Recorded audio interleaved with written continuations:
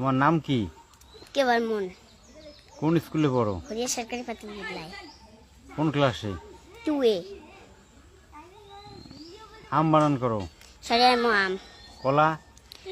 বুড়ি জল। লিচু? সরিয়া বুড়ি জল। নারিকেল? চাষ। গরু? গরু গল। ছাগল? চল বুড়ি চল।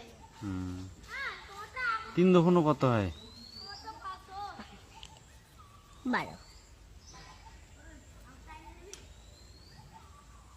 2 দফানো? 14। 1 2 পারো? হ্যাঁ। বলো।